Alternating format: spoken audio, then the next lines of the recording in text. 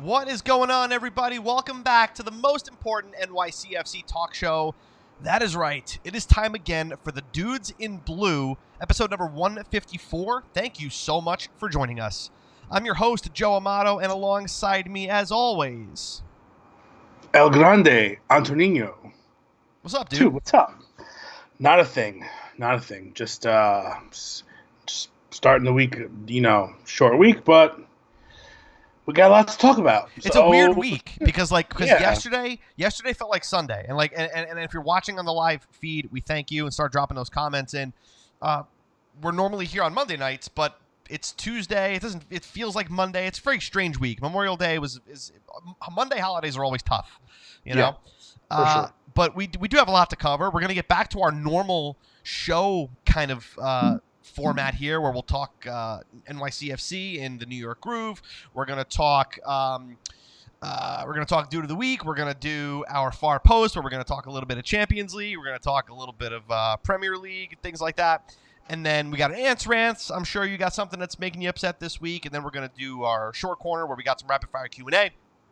But dude, before we start anything, I gotta ask you, what's up with the Roma hat? Daniele De Rossi played his last game for Roma over the weekend, and there's rumors of him possibly making his way here. So why not? Listen, I as much as I am a Juve fan, I have favorite players from almost every team, so I got no problem, wearing all kinds of different stuff. So listen, I got a Belgium kit. All right, I got a Belgium kit. Yeah, I have to say, you know what? And this would be a funny topic of conversation. Let us know in the comments, what is a soccer kit that you own that you wouldn't be super proud to wear in public? Okay, so what is it? Or let's rephrase it. What's the soccer kit that you have that is not of the primary clubs that you love? That's a better way to put it. Oh, one of the less popular ones, the Barcelonas, the Real Madrids, those a lot of people have those. But if you're a Real Madrid supporter and you have, I don't know, a Messi kit, a Real Betis kit, you know what I mean? Like, if you've got something like that, that's what we want to know. So go ahead and put those in the comments. I'd love to see what you guys got. As far as that goes, we're going to dive into the content here, but dude, I'm going to do a quick roll call and then we're going to jump right into it. Sound good? Let's do it.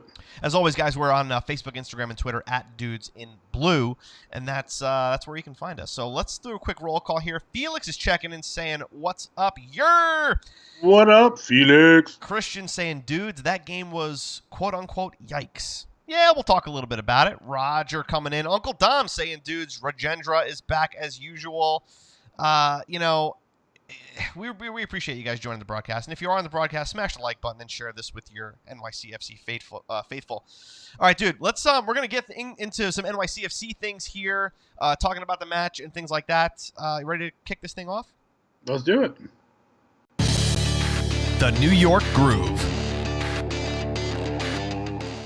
All right, dude, it's time for the New York Groove. We got a match to cover. NYCFC went to play against Chicago over the weekend. Came home with a point, a 1-1 draw. Seems to be NYCFC's MO to get draws no matter where the hell they play. Yeah, I don't know. I don't have too much to go on this game, just because listen, it was 2 days ago and we've all been doing a ton of stuff in between.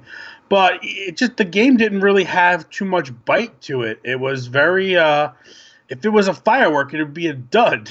That's it's just, there's not too much negative, too much positive. It was just pretty much a meh, game.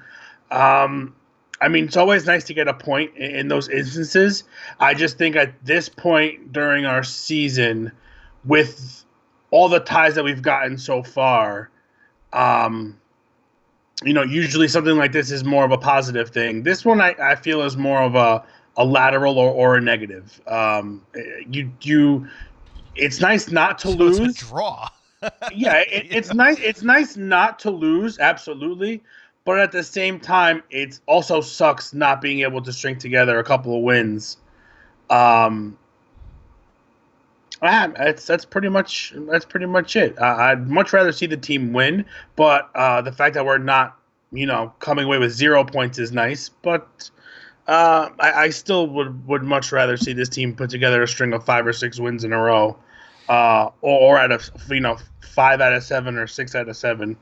But what are you gonna do?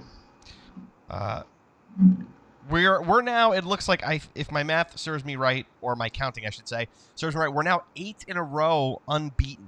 So the positives you could take away are clearly that, right? Like, it's obvious that we're not losing games, but at the same time, when you look at, there's only one other team in the league that has just one loss like we do, and that's LAFC.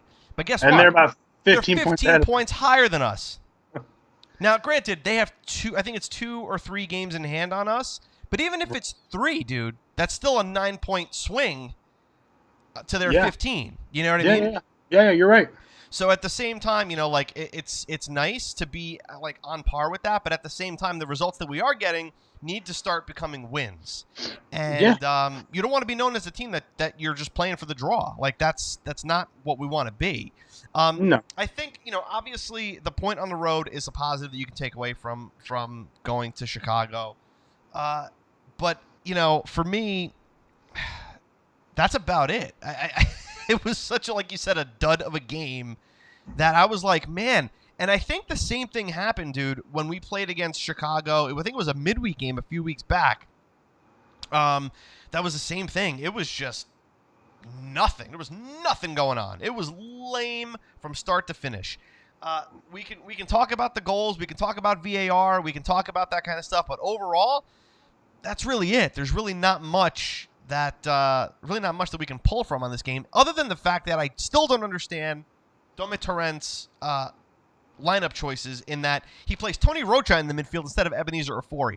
Can we talk about this? Like, what the hell's going on? Was he coming off of some kind of injury or something, that he wasn't 90 minutes fit? Does anybody know what the deal is with that? I think he was, because he wasn't available last game out. But again, you're hoping that with 2 weeks, 2 weeks in between, you'd be able to get healthy. But I don't know. I really don't know. I don't know. But it certainly says something when you got Rocha going in over Medina. I just don't. I'd be so beyond perplexed right now that the fact that we haven't lost all but one game, but we still have to deal with the crazy lineup choices, and it's such a weird feeling to the season, and you're kind of hoping that this team is going to click and go on a massive tear.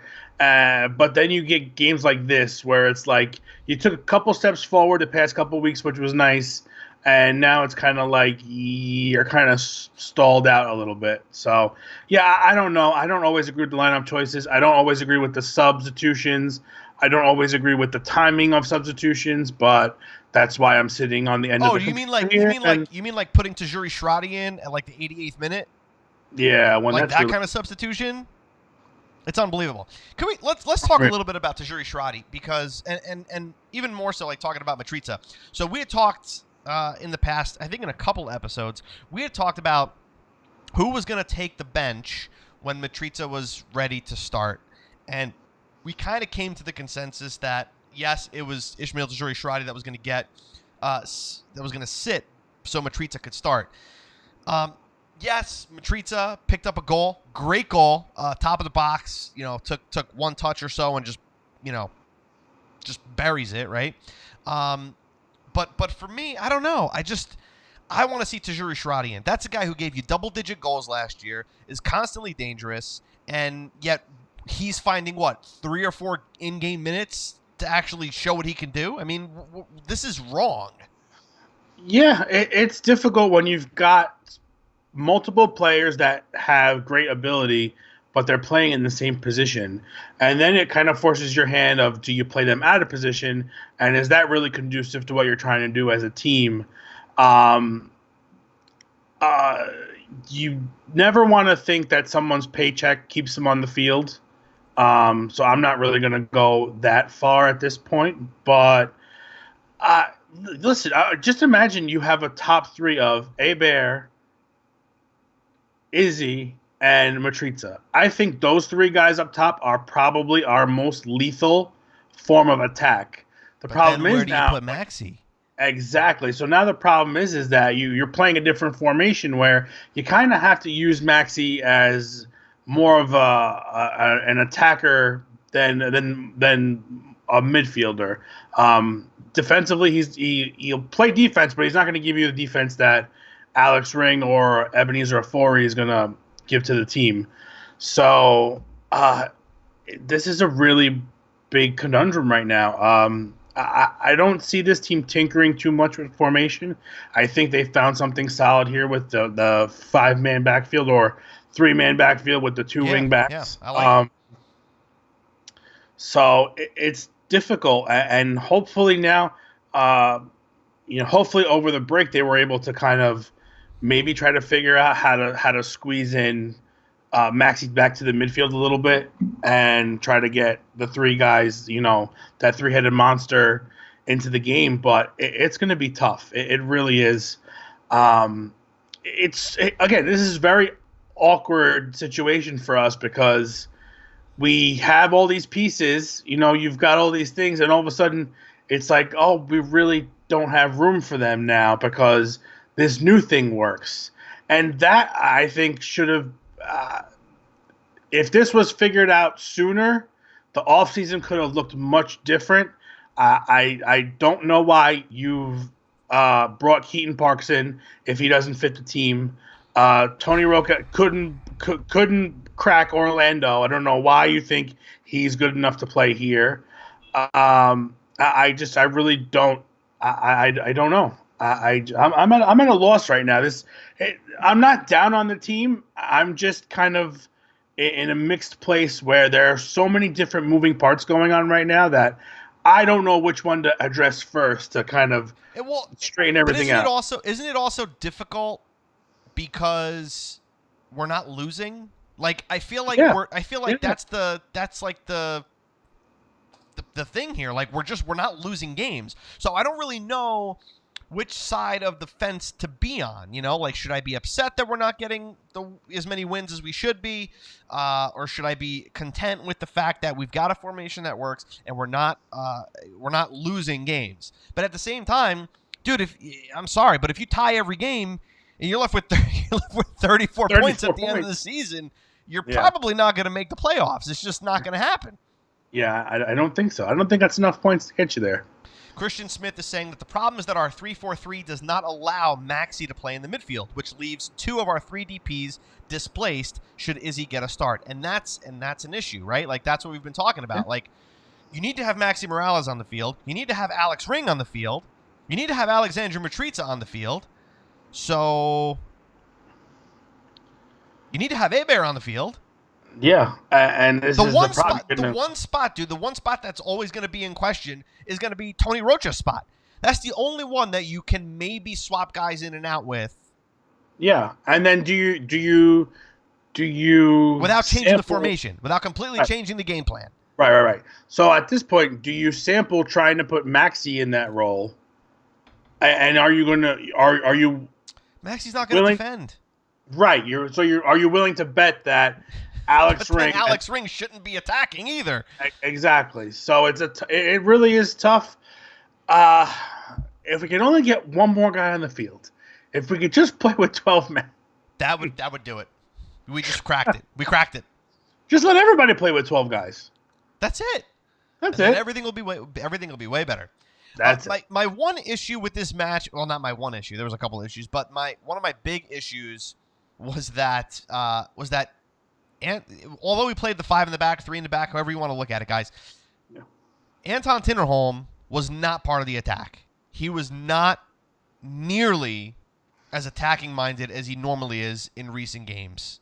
I think some of the credit, though, goes to Chicago on that. I think they were able to force us to try to play more up the middle rather than on the wings. I don't think either of the wing backs was given much opportunity. Same for Matarrita. You're right. You're right on that. Yeah. But so here's the thing now. So now you've got this formation that works. You have CJ Sapong to contend with. Our 3 defenders pretty much kept them at bay as well. Yeah, I mean, they had a couple of opportunities that were missed. I mean, that one chip that hit the post was lucky for us. Wait, And they had a you couple of mean off. you mean Abear's ship was lucky for us? It was No, the unlucky. other one, the Chicago one. Theirs. Yeah. Um, so I mean, they had opportunities. It's not like they couldn't get past. A couple of plays where they were just offside and called back, and the one that actually, they managed to stay on it and put in the net. Uh, They did have quite a few. They did have quite a few chances compared to us. yeah, they, Sure. they were. It's not like they were bad. They're not a bad team, and their play forced us to do things a little bit differently than we've been doing recently, and it was clearly visible on the field. But if that's gonna then hinder you, yeah, you gotta make the changes, not in the 87th minute. Yeah, yeah, and it's hard because you're trying to master one thing, and the problem is that everyone else can watch you do this. So it's pretty easy for our opponents from now until whenever we change it up a little bit. Shut down the wingbacks, and you'll get games like you have there, and you can hope that you can score more than we can. That's pretty much what it's going to be. That's the issue of not being able to do two or three different styles, to be able to have two or three different styles of play. You can get figured out fairly easily, even if you master it. If you don't have a plan B or some type of audible, to be able to find ways to get shots on goal and get it on net, you're going to have games like this. You're going to have stalemates, and this is pretty much what this one was. Yeah. Yep. It was pretty much. It didn't feel like a loss. Didn't feel like a win. It literally just felt like a boring ass draw. Waste of 90 minutes. Yeah, it was. It was rough. It was definitely rough. But look, again, a point on the road is a point on the road. We did win our 2 games prior to this, so we're not in bad shape. We're not in horrible shape. We have a couple of, if I'm not mistaken, we have a couple games in hand on the Red Bulls, who are above us. We have a couple games in on some of the teams above us, so we've got some room to improve. You pick up a couple of wins, you're now in that third, fourth, second position in the East kind of thing. So for sure. Time will tell. Time will tell. It's just. I think the layoff probably had a little something to do with it too. I think it's always hard to have that much time off, and it kind of disrupts your rhythm. Whether you're, it's could be a good thing if you're in poor form because it gives you a break from that. But if you find good form like we've been doing, and all of a sudden you kind of have to stop, it kind of sets you back a little bit. So let's hope for our sake that this is a small setback where you're still able to get a point, which is nice.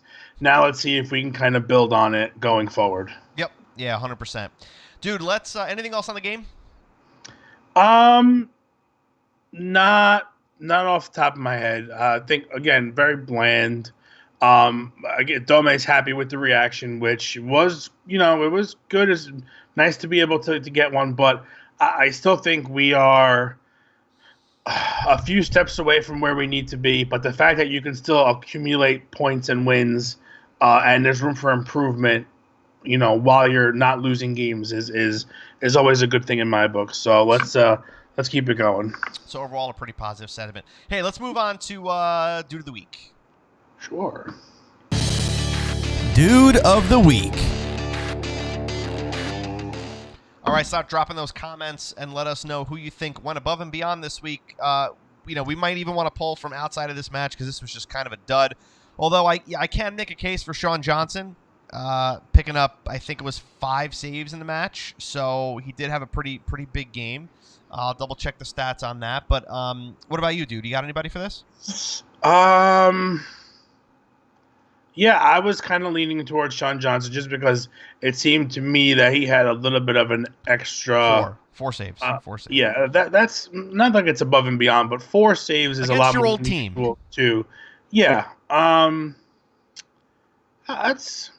like to hear what other people have to say, just to try to get some ideas. Well, we got some nods here for Matrica.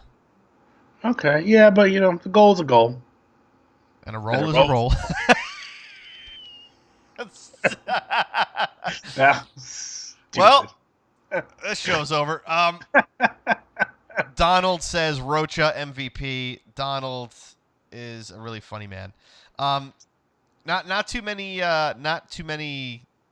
nods here, dude. So we're gonna have to pretty much decide. But I don't know. It's if you got to go this game, who you gonna go with? You know what I mean? It's in a game that's these are tough, those games where it's hard. It's tough. Hard to find somebody because no one really stands out. But as far as outstanding goes, I think Sean Johnson. Matriza got the Audi index. Yeah. I mean, because he scored a freaking goal. I mean, that gives you. He put one in, but Johnson stopped 4 of them from going in. That's right. So I'm gonna give it to Sean Johnson. Okay, Christian Smith also agrees and says, I say Sean Johnson. So, hey, Sean Johnson, congratulations, my friend. You get Dude of the Week for episode number 154. Congratulations, dude. Anything else on this topic, dude, before we move on? Oh, yeah, you know what? There is one little topic that Henry's bringing up, and I forgot to mention this when we were talking about this on the New York Roof. James Sands was a bit sloppy. Now, maybe should we start to incorporate the dud of the week as well? The dude and the dud? I'm not saying James Sands should get it, but it's just interesting. Like, he definitely did not have a James Sands-ish game. He was not good. There were passes he was missed. Just poor defensively. I wasn't too thrilled with the way he played, but I can't spend too much time on it because he's played phenomenally in just about every single other game that he's been on the field for. So every now and then he's gonna have a bad game. Yeah, absolutely. And I think he's probably a little upset with not being selected for the U20 World Cup.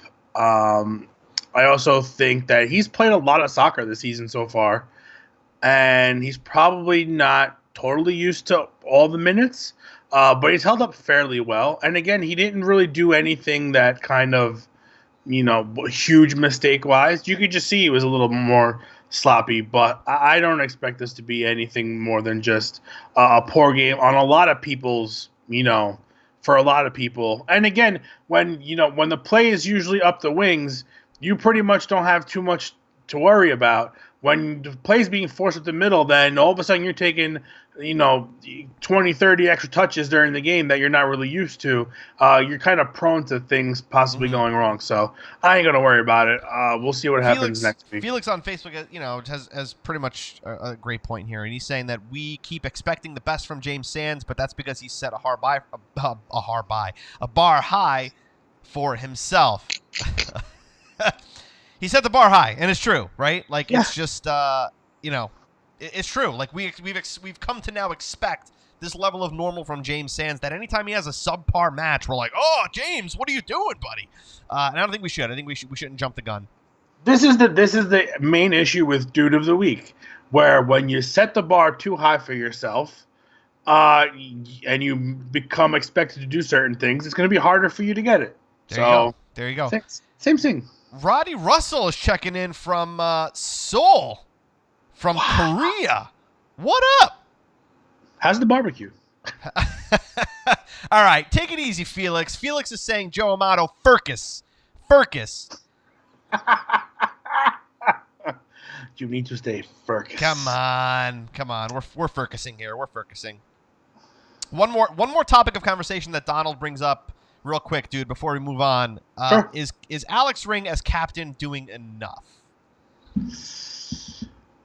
Really, really good question. He's a really good question. Vocally, I would say in a reactionary fashion, I think he is.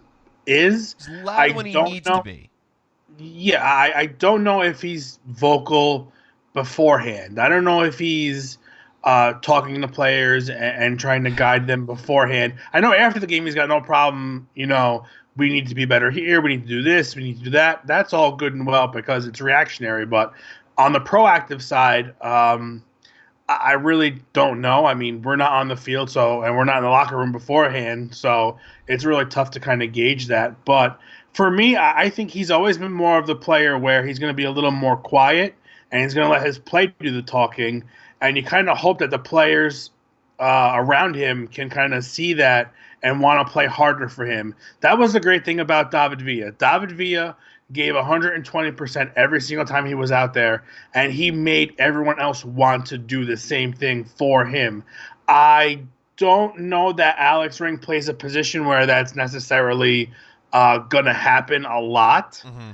But I could see where if he's going to come in and make a couple of big stops here and there and break up some chances, that it could do that. I think Villa had the ball a lot more, so it was easier for him to do so. But for me, I mean, other than maybe Maxime Chanot, I think he's pretty much the logical. Yeah, Christian Smith actually just commented and said, "I feel like Chanot is a better game day captain." Yeah, I mean, I know it's hard. I know it's difficult. It's a tough question to answer. Situation. Yeah, that's a good one. That's a good question. It is a very good topic, and it's great because you can make that argument we can make a whole show about the captaincy at this club and what it means after the 4 years we had with David Villa. This is one of those conversations that has to be had like 3/4 of the way through the season, and we'll see how earlier in the show. Yeah, a lot more time for this. Yeah, exactly. All right, dude, let's move on. We got some other fun stuff to talk about. Here we go. The Far Post. All right, guys, it's time for the Far Post. We're going to talk a little bit of international soccer because there's some big things happening this week. First of all, I know that when the audio pod comes out, the Europa Cup final will finally be happening. And who you got for the Europa Cup, dude? You got Chelsea or Arsenal? And let us know in the comments what you think as well. I personally could not care less who wins the Europa final in Baku, a place where nobody's going to be to watch this game. I think that's probably the bigger issue. Like the bigger topic of conversation. Yeah, I don't know why.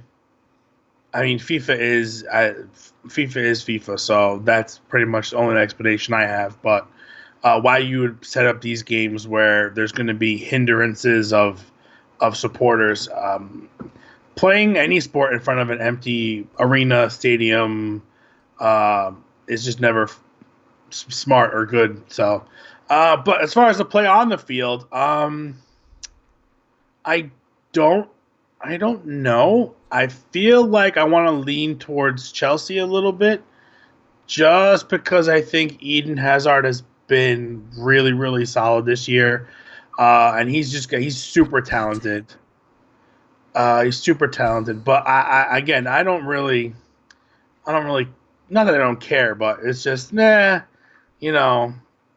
the other game later on in the week is a little bit more fun to watch. Yeah, and that's the thing. Let's move on to that, dude, because that's the second thing I wanted to talk about was the Champions League final happening on Saturday. Champions! Happening in Madrid on Saturday. Liverpool, Tottenham Hotspur. This is going to be either an amazing spectacle or it's going to be the most boring chess match of all time because nobody wants to concede the first goal. Just say don't.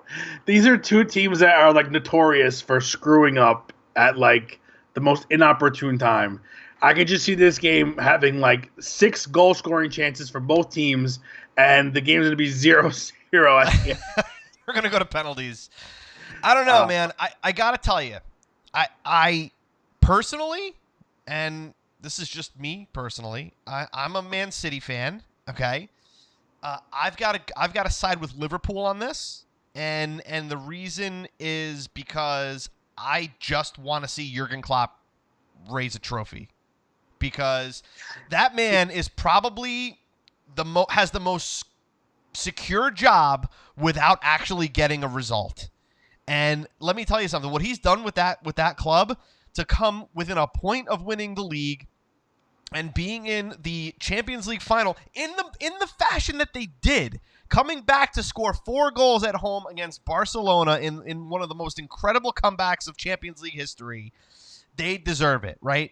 Yeah. Tottenham Hotspur, on the other hand, it would be really interesting if they won it, because this is a club that spent all of their money on a brand new stadium. They bought nobody. They have hardly any depth, and yet they're still able to make it to the Champions League final. It's remarkable what that team has been able to do under Mauricio Pochettino, and it's going to be an incredible. It's going to be incredible if they wind up pulling out a victory. Yeah, but I got to side with Liverpool. I think the odds-on favorite is Liverpool. Yeah, I think so. I think they've got they've got the big names, and the big names that have performed. I mean, Virgil van Dijk is backed it up. I mean, yeah, they're a solid team. I think TAA is a pleasant surprise back there.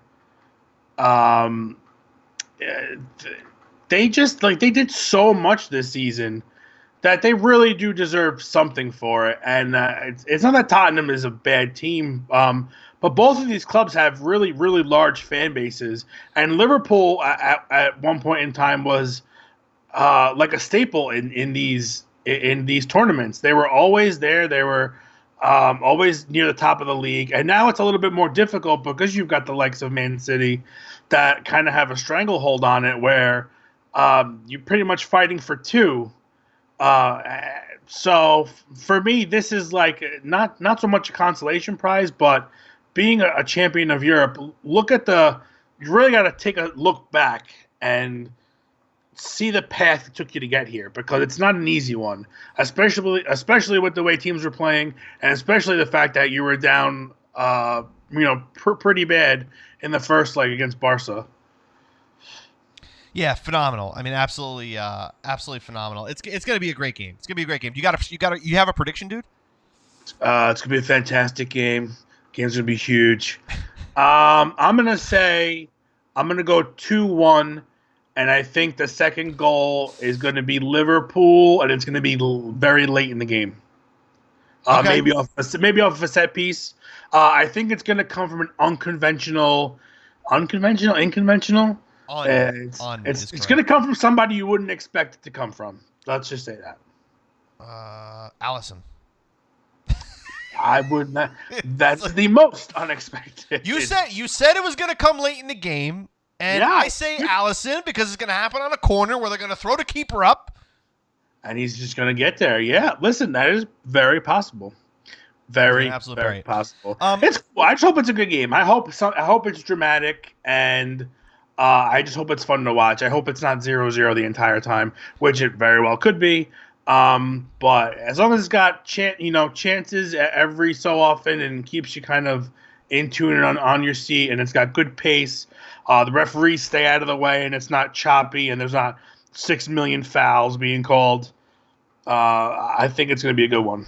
Yeah, no, for sure. The last thing from the English side, anyway, is that Aston Villa getting promoted to the Premier League, beating Frank Lampard's Derby County in the final there.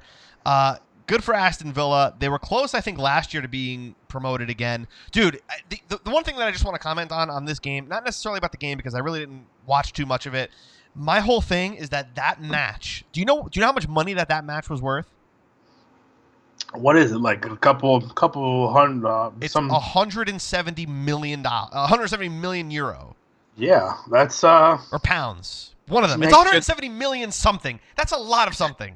A lot of something. Hershey Kisses. It's a lot of Hershey Kisses. Dude, when you got that kind of sick money on the line, I mean, I don't know how much Derby County makes in a year, but I venture to guess it's not 170 million. Probably not. But listen, I mean, we're fortunate enough to have a couple of former NYCFC players doing different things. You had Jack Harrison contributing a lot for Leeds that was beat by Frank's team.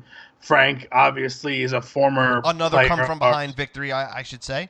Yeah. So. You had Frank Lampard. You had Jack Harrison on the field playing against the manager of another team that you were a teammate of. Yeah, it's pretty cool. It is pretty cool, and it's nice to see them. I wouldn't say that Frank Lampard was not successful. I was very successful, but just not everybody can win. That's the way it goes. Nope, absolutely not. The last thing, dude, from international soccer is that the Serie A actually wound up finishing up this weekend, and I just have to say that I am very proud of little Atalanta, for finally securing a Champions League spot and finishing where they did. Dude, that was nuts. That was nuts. You beat out AC Milan for a Champions League spot, and you're Atalanta. Fantastic. I love hearing stuff like that. A team that plays really good soccer, really entertaining soccer, and they deserve exactly where they're at. Yeah. It is. It's always good when you can get new teams in the mix rather than the same old ones. Oh man. I mean, and all these teams have huge followings. AC Milan, they all have huge followings. So it's nice that the taste of glory gets to go to someone else for a change. Upsetting for the fans that are used to being there year in and year out, but it just goes to show you can't get too comfortable. Nope, not at all. And speaking of not getting too comfortable, let's do an Ants Rants. Let's do it. It's time for Ants Rants. All right, dude, it's been a while. I know you've got a lot of pent-up aggression deep in your loins. I can feel it in my plums. What do you got? I don't know if I have anything soccer related at this point, aside from the fact that no, I don't got anything soccer related at this point. It's really bad. Yeah, no, it's really it's. I mean, I guess not bad. Like, there's nothing making you upset at this stage of the game. I'll tell you what bothered me, and I wanted to talk about it last week, but I couldn't do it. But it took me almost 2.5 hours to get home on a Monday night last week, and I'll tell you what bothers me more than anything: when you're driving on the highway, and the sign 3 miles before the object that's going to cause traffic says, hey, left lane only, right 3 lanes closed. Why do people insist on driving all the way to the construction site and then trying to get left? Why? When I saw that sign, when I read the sign, my brain said, yo, Ant, do yourself a favor, cross, put the blinker on, go 2 lanes over, and sit there and ride the left lane down. And just do that. And just go. And it was fine and nice. And then all of a sudden, bam, I'm stuck on the Tappan Zee Bridge for about 45 minutes. I'll never understand. I'll never understand people. Yeah, everybody's in a rush to go nowhere. And I'm one of those guys that likes to laugh at the person who cuts in front of you. They speed up, cut in front of you, and then they get stopped at the red light. Yeah. Yep. I just laugh because people are always in a rush everybody's trying to get ahead and they just make it worse for everyone else, including themselves. Nobody said it had to be soccer related. Yeah, listen, for soccer related, I hate having so many weeks off in between matches because there's a big break coming up pretty soon. But we just had one. No, did you see that? We have a match on June 6th, right. Okay? Uh-huh. And then not until June 29th. Yeah, so that's insane to me. Because you know what happens? As much as it affects the players when you have that much time off, it also affects the fans. So now that I have time to go do other things, and not like I ever lose interest in rooting, but it takes a kind of a while to get back into the soccer mood. You know what I mean? Like, my team's not playing. All right, I got a little break. I can go enjoy doing stuff. Do you have ESPN Plus? Yeah. Look, let me tell you, when NYCFC is not playing, I do not have a shortage of soccer to watch because of that. Right. Now, I know the European leagues are over, but there's still a ton of MLS going on. It just doesn't get me. It doesn't get me excited. It doesn't get me thrilled the way our boys in blue do. And then you have a game like that, and you're just like, I've waited 2.5 weeks or 3 weeks to see this. It's like it's deterring. It's deterring. But now it's kind of picking up, and we got 2 more. We got 1 game Saturday and then Thursday. Another one Thursday. Yeah. So we're pretty good. We're done until September. We'll see you in 2020. I mean, episode 158 is not going to be till October 2nd, so that's ridiculous. You better watch this one on half speed.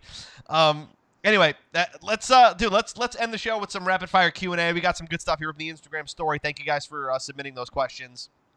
And before we do that, guys, make sure to give us a follow: Facebook, Instagram, and Twitter. We're at Dudes in Blue, and leave us a review on iTunes and or Facebook, no matter how you are watching the Dudes in Blue. And listen, shout out real quick, dude, to the YouTube commenters.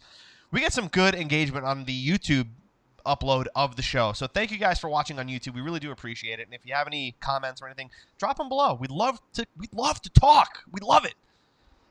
Anyway. All right, you ready? Do it.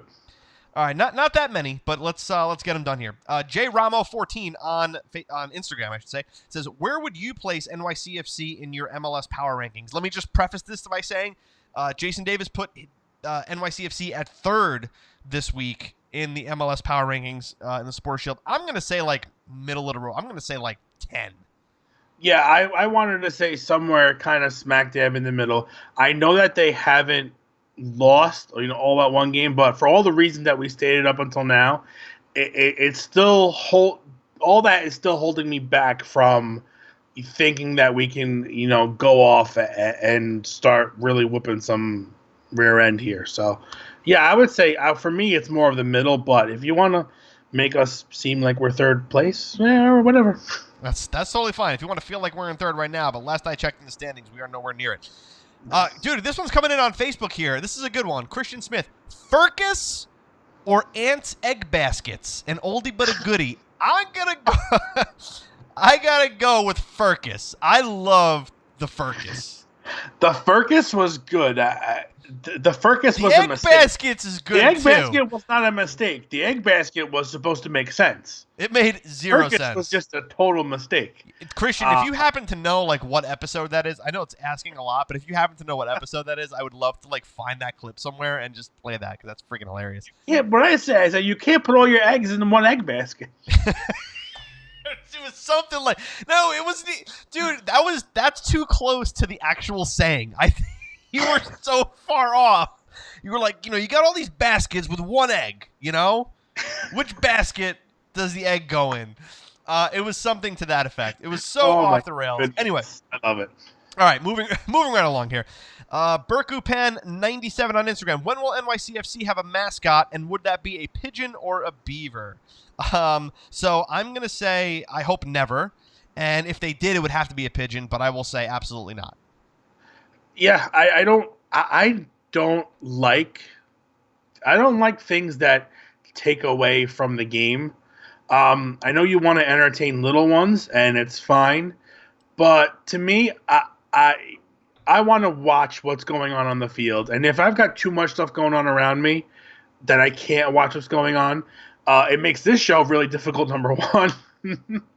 It takes more time because you got to go and rewatch things. And you just miss out on what's going on. I would much rather not have a mascot. And I don't know where a beaver would come from.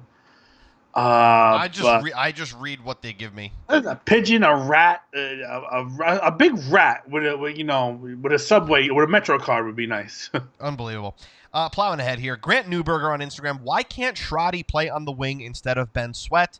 Because he cannot play defense.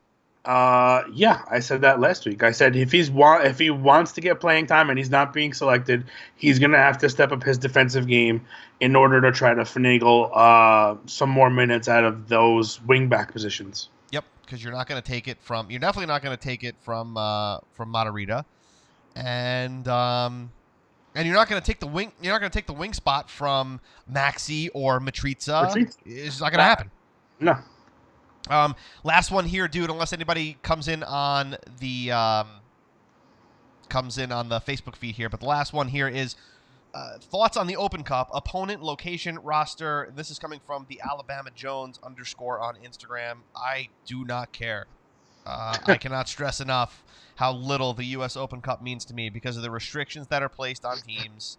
This is for me a way for smaller clubs to win some hardware against some bigger clubs, and for me that's pretty much it. Our record in the U.S. Open Cup is 0. I don't think we've ever won a U.S. Open Cup game. So for me, our coaches have never taken it seriously. You're limited by the roster restrictions, and we play in really terrible places. So it's just that's what it is. Yeah, it's always nice to win something, but I would much rather the team win a supporter shield or a MLS Cup rather than this thing with such a small prize. And again, with the restrictions, I mean, it's nice to see people. I mean, you definitely see players that you normally don't get to see on a regular basis, which is nice because you have to have all the Americans and you have to have not so many internationals and things like that. But then we don't get to field our best 11, which is ridiculous. Yeah, that's true. And again, but that's the issue that everyone faces. So you're kind of all on the same boat in that respect. But okay, so you're gonna play a tournament. You're gonna play a tournament where you're gonna tie one team's hands behind their back, and one can only play with their left foot. These guys can only play with their right feet, and this team can only play with their head. No, absolutely. It would be like if you bought tickets to see the Yankees play the Mets, and the Staten Island Yankees and the Brooklyn Cyclones showed up. That's pretty much what it turns out to be. You're watching minor league soccer at that point from everyone, not just from the USL clubs and the lower level clubs. But again, it's fun to get. It's from a watching standpoint. It's just another game to watch, which is nice. Trying to be positive. I'm trying, man. I'm trying. Well, that's it for episode number 154, guys. We really appreciate you being here. Smash the like button if you're watching on Facebook. Leave us a comment on YouTube. And if you're listening on the pod, we'd love to hear from you, Facebook or iTunes if you are listening on there. And you can always hit us up at Facebook, Instagram, and Twitter @DudesInBlue. And if you're watching on the pod, I want to know how you do that. I want to know how you do that because it's damn near impossible. We're going to be back here, God willing, Monday night because we have not had a Monday night show in about 3 weeks. But we'll be back here Monday night for episode number 155. And that's pretty much it. So, dude, listen, this was fun. It was. Let's try to do it again a day earlier. But until then, stay blue. Stay blue.